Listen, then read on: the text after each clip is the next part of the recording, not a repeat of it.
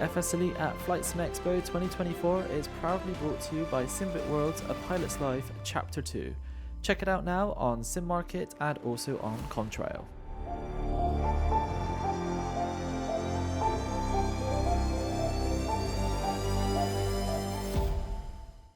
With the lovely team at Laminar Research, who obviously develop X-Plane. We've a few of the team going to join me on the stage. We can have a bit of a panel. And then if we've got some time towards the end, we are going to take some questions from the audience. So without further ado, I'd like to invite onto the stage, of course, Austin Meyer of Laminar Research. We have Ben. And Thomson and Philipp. Thank you. Thank you very much for spending some time with us this afternoon. I know that you're obviously quite busy this weekend, but it's great to have you.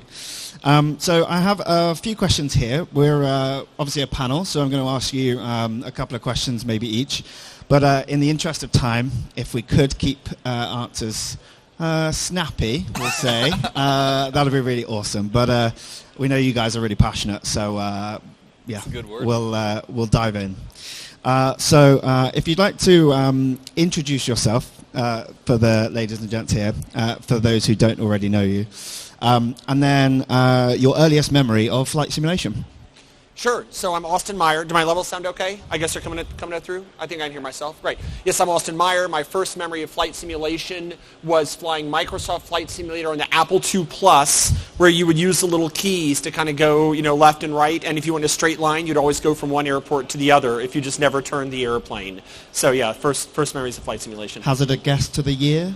I'm sorry? Hazard a guess to a year, do you think?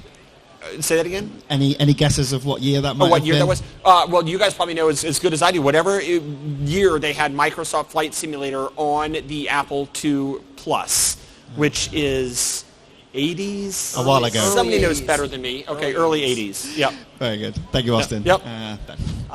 I'm Ben Supnick. I'm an engineering manager at Laminar Research, and my earliest memory is probably X-Plane 6, which I loved because it ran butter smooth on my laptop, and I would poke at it, and I would email Austin, and you could just talk to the guy who wrote the sim, which was pretty cool.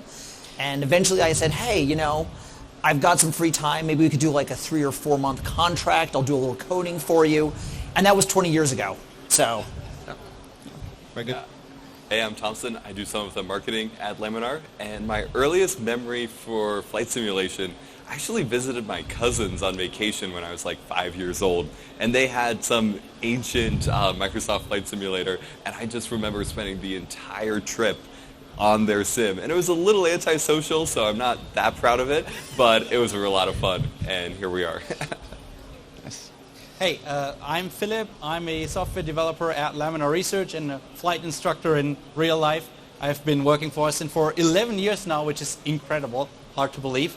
My earliest memory of flight simulation is my older half-brother brought some floppy disks, 3.5-inch floppy disks that he copied from somewhere. I don't want to know where they came from. And they had Microsoft Flight Simulator 4 on them. And we had a 386 25 megahertz compact PC clone, and he swapped the 1 or 2 or 3 floppies or what it was in there, and then we had Flight Simulator 4. And of course, I couldn't read English, German, and I was like 4 years, a little bit older, maybe 6 years old. So I was 6 years old in Germany. I couldn't read English. We had Flight Simulator 4, and I figured it out by trial and error. Fantastic. Thank you very much, and hopefully we've got a little insight as to who you are as people behind the brand of X-Plane. But probably not one for Austin. But how did you find yourself working at X-Plane? We'll start with you, Ben. My plan was to become an air traffic controller. And so I quit my programming job, went back to school to become an air traffic controller, and it was at that time that I said, well, Austin, I got these 7 months. I'll do something small for you. We'll reinvent the scenery system. And the FAA was moving at the speed of FAA, so I got out of school, and they didn't call me, and I kept on working on X-Plane. And by the time they finally called me and said, we're done with your security clearance, I was knee-deep in X-Plane and kind of just never left. I mean, I still remember it was either an email or a phone call. I remember saying, Ben, look, You can be an air traffic controller and you're going to benefit one little airplane at a time, or you're going to do X-plane and you're going to benefit the whole community all at once with your work. And if you just look at your maximum possible impact on the community, you're going to get more with the force multiplier of working for X-plane than guiding airplanes around in circles. Come work for me, don't be an air traffic controller. I was very blunt. Yeah, and one of the things I learned as I was waiting for that call, I visited some air traffic control facilities, and you do not want to know what kind of computers they're using there. It was ancient tech, and I said, with what I know about computers, I'm not going to be able to function here, because I'm like, we got to upgrade this, right? We're talking like 286s as the backup systems in working RTCs, so it became clear that X-plane was a better path for me. Absolutely, no question. I got into working for X-plane when I was 12, actually. I had already been using X-plane for about 5 or so years, and I read on some blog that they needed people to help them at their Oshkosh booth. And I was like, that sounds like fun. So I just cold emailed them and said, hey, can I come hang out and work for you guys? And the rest is history. Yeah. And I went some 12 or 13 years ago to a convention similar to this over in Europe in the Netherlands. It was like quarter or half this size. And Austin was there showing X-plane 10, I think, or wasn't there yet. And I went to Austin and I said, I've been building planes for your simulator, and when I do this and this and this and this, it crashes. And also, when I do this variable and that variable, your result is wrong because you take the wrong if, and then I get the wrong value. And Austin looked at me and said, you know my simulator better than I do. Why don't you come work for me? That's how it started. It took another year or so after that show, but I think about a year after that encounter with Austin is when I started with him. Nice. So it seems like the team's been steadily growing for quite some time. But let's take it back to the conception of X-plane. There were some flight simulators on the market. You chose to write your own. Why? Yeah, so that's a fascinating question. So I got my pilot's license and instrument rating in Columbia, South Carolina. There's a lot less traffic than there is in other parts of the world. I went out to do an internship in La Jolla, California, near San Diego, and I went to get an instrument currency check in San Diego and a Piper Archer II, and the control clearances were coming so fast. The airspace was so much busier. The clearances were so much faster. I mean, in South Carolina, you might have a controller say, all right, now I'm going to set you up for the ILS, but in San Diego, it's like, turn right heading 230, you're 3 miles outside of the IAF, you're cleared for the approach, contact tower. It all comes in one big, long clearance, and I was overwhelmed. And it took me like 3 or 4 flights to get my instrument currency all up to speed. And after that, I said, you know what, I'm going to be prepared next time. I'm going to get this thing, I'm going to practice on the ground. So I got Microsoft Flight Sim, of course, and it wasn't flexible enough to meet my needs. I needed a more flexible flight simulator that could meet needs. So what airplane am I going to simulate? I'm going to simulate airplane X. It started off called Piper Archer II IFR, but then I realized the laws of physics could apply to any airplane, so I'm going to call it airplane X. Well, wait a minute, that's kind of awkward. How about X-plane? And so this was back in 93 or something like that, 94. So I wrote it to give me the power to simulate whatever airplane I needed to keep my instrument currency up. So it started as instrument trainer, but these days instrument training is like this much of what X-plane does, of course. And all of the lessons that you've all learnt since your starting time with Laminar, what's been your biggest learning or biggest lesson that you've learnt throughout the process? FS Elite at FlightSimExpo 2024 is proudly brought to you by Pimax. Check out their Pimax Crystal Light right now for some of the best VR headsets available today.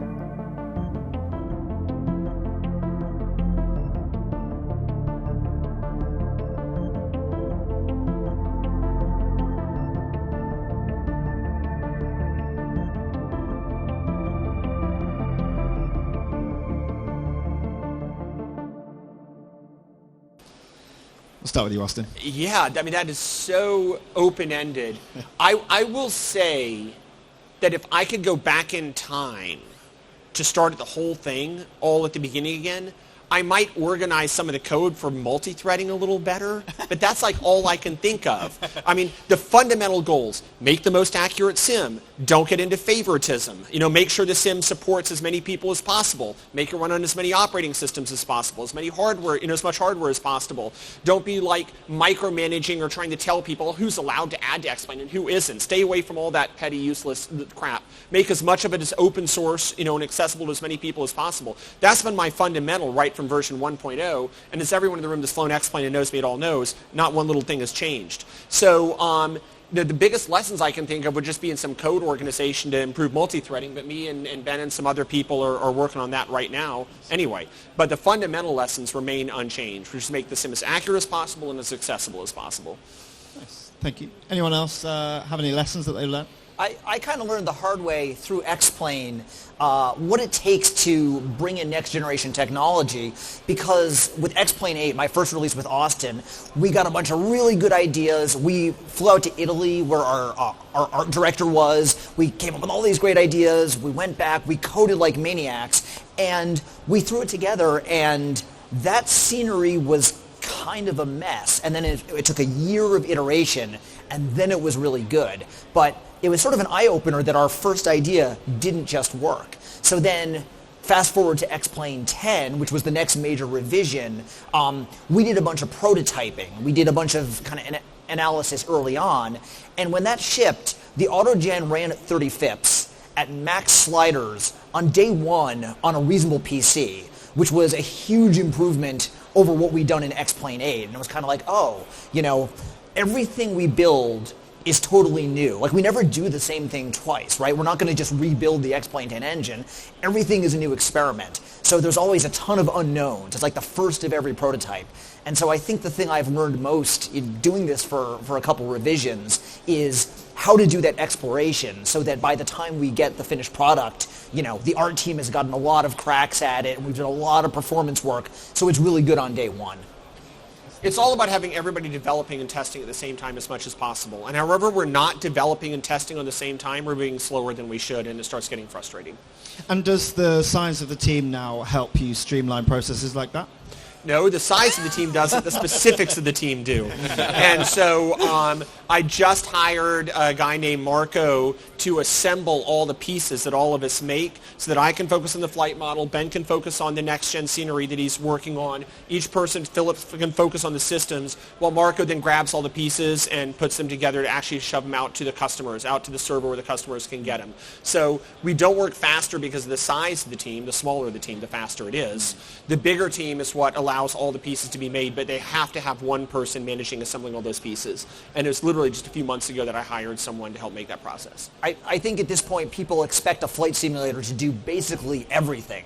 Yesterday. So, yeah. So at the same time, SIDS and stars are mostly done in testing, so it's a big update to ATC. We've got new avionics coming on the avionics front, right? At the same time, we're working on next generation scenery. We're also working on performance. There's flight dynamics. So there's all these streams of things that have to come together, and having a bigger team lets us work on all of them, but good communication is what lets us make them be good. And a lot of it comes, you asked what the biggest lesson was, and I don't think for me there's one biggest lesson, but every time I go to out to fly with a real-life student who might not even know that I'm affiliated with X-Plane or work with X-Plane, who might not even know that X-Plane exists, I see them do something, and I'm like, we should teach that in the sim, or we should have something in the sim that teaches how to do this. So whenever you see a strange, weird system pop up and X-Plane, like, why is that an X-Plane? Why do you need this? The reason is probably because I had an interaction with a student, they didn't understand the system, so I knew it needed to be simulated in X-Plane to give the feedback to my students. And the great thing about the team at Laminar Research is that I don't need to write an email to management, ask them whether they would approve my request to put System X in X-Plane, and then wait 4 months to get an answer from management and then be allowed to put it in. I can just put it in and say, hey, cool new thing ready. So there is actually a documentary about the way things work at Laminar Research, and they actually had this documentary on HBO. It's called Game of Thrones. And so if you watch that, you'll understand how we operate. It's probably a little bit more barbaric than what we expected, maybe, but yeah, okay. Similar authority structure. Slightly less exposition. I feel like we do need a throne on the stage next time. Yes. It seems that you're a hugely busy team, and we've seen that in 12.1.0, which is now in release candidate. Congratulations, well done.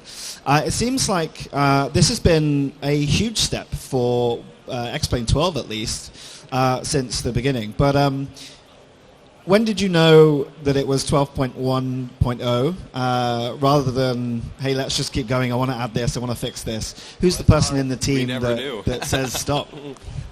Well, it says, so Ben decided what was going in 12.1.0. I mean, I call it the kitchen sink release. What do you call it? The smorgasbord release. Okay, smorgasbord, kitchen sink, same thing. And so 12.10 is just the release that had all the stuff that just had to get in there that was bugging us or bugging our customers. I don't find it to be the most exciting release in history because it's just a kitchen sink. Well, this had to get done, that had to get done, and get shoved in. But there's not like this cool, single, awesome thing about the release that I get excited about. But what I am excited about is with all the little crap that we've been meaning to do baked in there, now we can do the cool, specific stuff. And boy, can I tell you what that cool, specific stuff is that's coming now that we have the platform in place to put it on. And now with Marco doing the release, we can each be focused on the specific thing we're supposed to do for the next releases, which are going to be much more focused and precise in exactly what they want to deploy. Hopefully faster, too. Yeah. And faster, yes. Yeah. God, faster. The team keeps making cool stuff, so that's kind of the battle, is how fast can we get each new thing out to users? And the biggest thing is beta testing. We need good beta testers that are willing to try stuff that might blow up and then give us the reports when it does. So that's how the community can get involved in increasing that cadence as well. Yeah, and to be perfectly blunt, I do find it a little odd that beta testing is our limit because it seems like the most easily solvable problem in the world. I just hired a new beta tester. We have 2 full-time beta testers on the payroll. We have the ability to put the thing out there for more people to try. So I may have a little bit of a slightly annoyed talk within the company in the coming weeks, but we're still limited on beta testers, and I've hired full people, and we can put it out there for everybody to try. It's got to be a solvable problem. The flip side is that since people expect a sim to do everything, there's just a lot going on, and so you make a change, and it's like, well, what's the consequences going to be? Yeah. So many people do so many different things with X-Plane, and that's where the community testing comes in, because you never really know what somebody's doing with X-Plane. Yeah. Nice. We are slowly running out of time, but I have one quick fire question. Of the features that you are going to be working on soon, if you were to pick a favorite and are allowed to say, what would it be? All right, well, let's...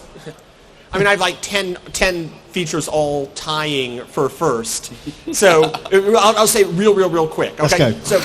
he's building next-gen scenery that's going to be take the minimum amount of hard drive space and be fast. A lot of us are working on a store, so everybody can have their add-ons. I'm doing a whole bunch of new flight model stuff that literally tracks the rotor in a helicopter to get all the lift and vibrations and whatnot of helicopter for electric VTOL aircraft, which of course applies to all rotorcraft and all propellers. So I'm doing a lot of flight model updates. This will be for 1220, and the store and the next gen scenery we're building. I mean, all those are like tied for first place for me for things I want to see getting done. Oh, and by the way, they're all either done or well on their way towards getting done.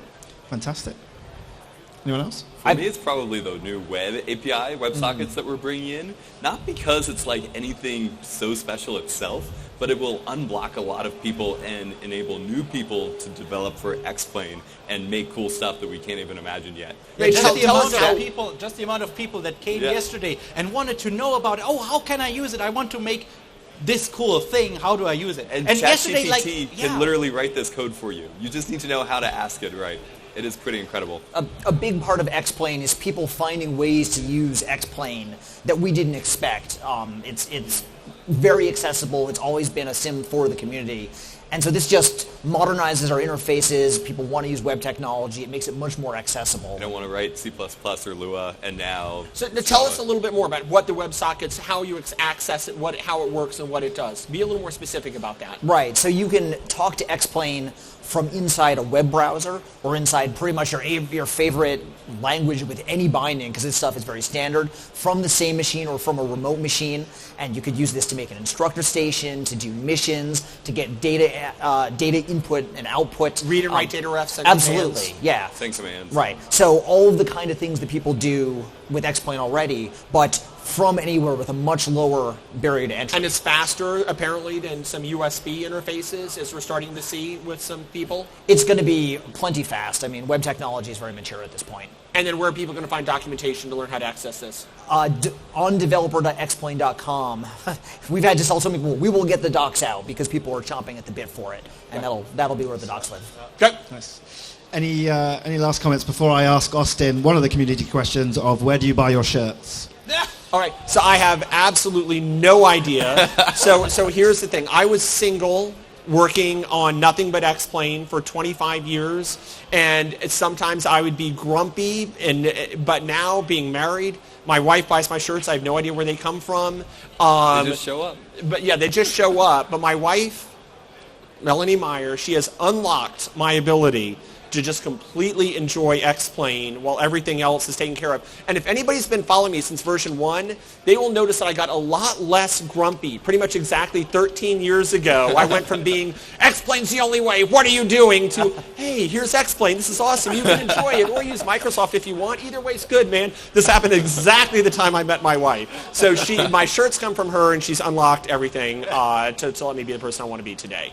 Nice. So I got to have a shout out to her. This is where the shirts came from, but trust me, that's the tip of the iceberg. Well, thank you very much. We have got a couple of minutes for a couple of questions in the audience. So if anyone wants to raise their hand, we'll get a microphone to you. So I've not seen Callum run for a while, so that's a bit.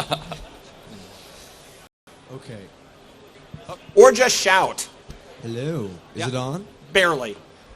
My question is, what do you prioritize when developing a new aircraft? What do we prioritize when developing new aircraft? So we have a little meeting every time we decide what our new airplane is going to be. What do we want? Well, it needs to show some new feature in X-Plane, right?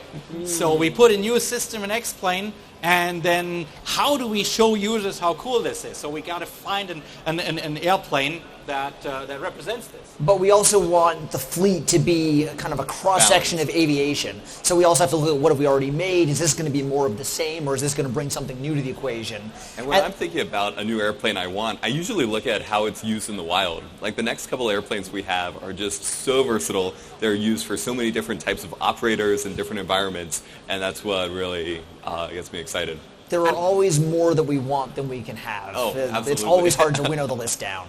And then a flight sim I flew way back in the day was Chuck Yeager's flight sim, where he'd fly these different X-planes, and each one had a different challenge factor to make it what it is. And I look for each airplane to have radically different flight dynamics than any of the other airplanes in the fleet, so each plane has its own challenge. And I mean, if it was up to me, we might have every X-plane in history, but I'm probably about the only person in the room that would give up a Boeing or an Airbus to have an X-47, you know. But and what's great about this answer is it shows how varied our team is and how we have different priorities and how we all pull in the same direction and different directions. I'm surprised you get anything done, to be honest. Next question, last question. Oh, one over here. Run. There we go. Thank you. First of all, I want to say I love X-Plane. I think the flight model that you guys developed is fantastic. I prefer it to almost every other simulator that I play. X-Plane comes in at the top. That being said, I'm very interested in rotorcraft specifically.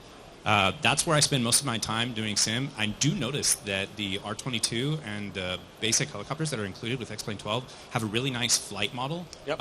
What other helicopters or rotorcraft are you thinking of adding to X-Plane?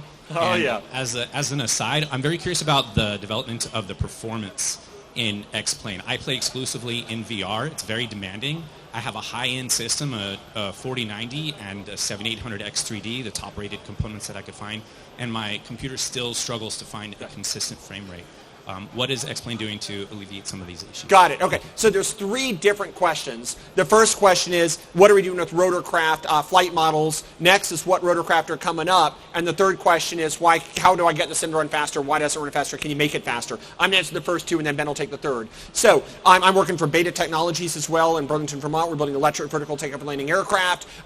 We are building rotorcraft of various different sorts, and I'm doing the simulations there, of course. I'm finding out what the airplane's going to do before they do it. And I'm now at the point where when I deliver a simulation to Beta of an electric vertical takeoff and landing airplane, if the rotors aren't right, the sim won't be like the real thing. If the sim isn't like the real thing, we're set back years and millions of dollars. And so I'm at the no mistakes area here of rotorcraft. For version 12.20, which will be coming out in a bit. I've already written it. We just got to finish our beta testing on version 12.10 before 12.20 comes out, and a few little minor releases before that. I'm actually tracking the rotor all the way around. If the frame rate is high enough, we have enough flight models per frame. So the advancing blade is catching additional lift. Of course, yes, the cyclic cancels that out, but the lift over drag ratio is going to change on that rotor. And so we're going to get helicopter vibrations in real time that exist from the actual transfer of the blade around the disc. I'm doing helicopter flight lessons right now in a gimbal Cabri G2. And I'm starting to get that thing, I'm starting to be able to learn how to handle that helicopter, fully articulated rotor blade, all the differences between being before and outside of ETL, which in the Cabri you really, really feel. I'm getting all that simulated. The next rotorcraft I'm working on are for beta, their next-gen electric VTOL concepts. So if I told you I would, unfortunately, we know what happened. So I can't tell you. But I'm doing next-gen rotorcraft design that is simply mind-blowing. And even though I can't release those next-gen rotorcraft yet, the day will come when I can, and you're getting the flight model benefits from it now. As far as next aircraft we want to build, I want to have a sporty European helicopter where you can just pop that thing around and move quick. I find the S-76 way too big and bulky. I find the R-22 so small and fidgety, and already from V Skylabs you can get a good Cabri G2, which is a little closer to mid-range, nice flying machine. But we're going to do a nice little Eurocopter. He's Do we know what describing Eurocopter we're going to do yet? EC-135.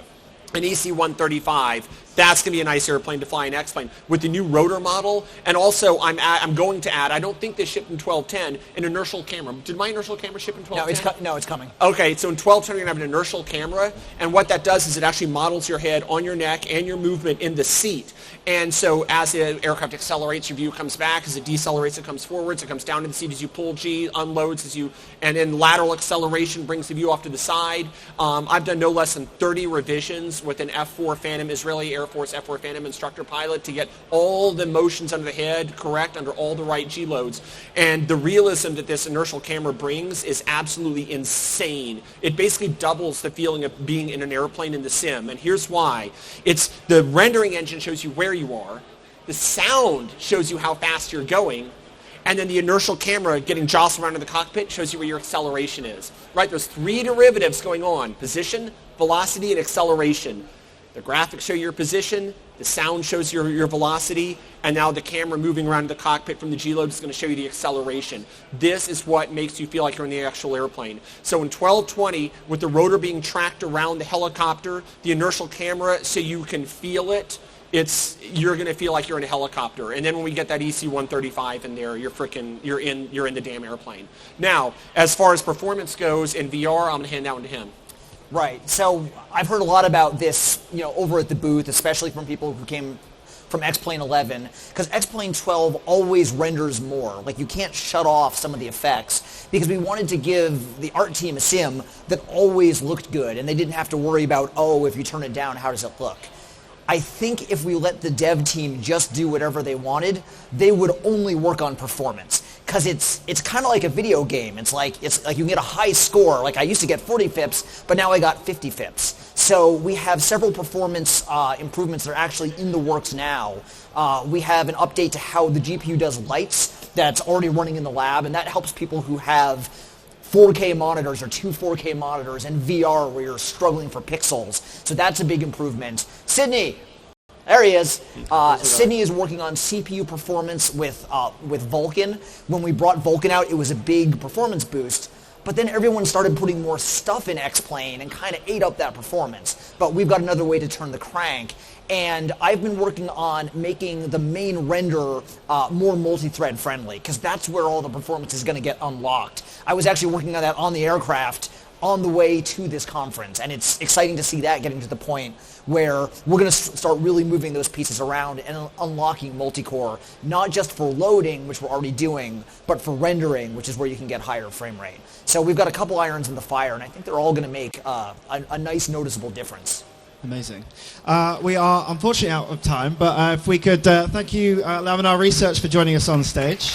If you do have any more questions, they are still over at the booth for the rest of the day, but thank you so much. Yep, my pleasure. Thanks, Jordan.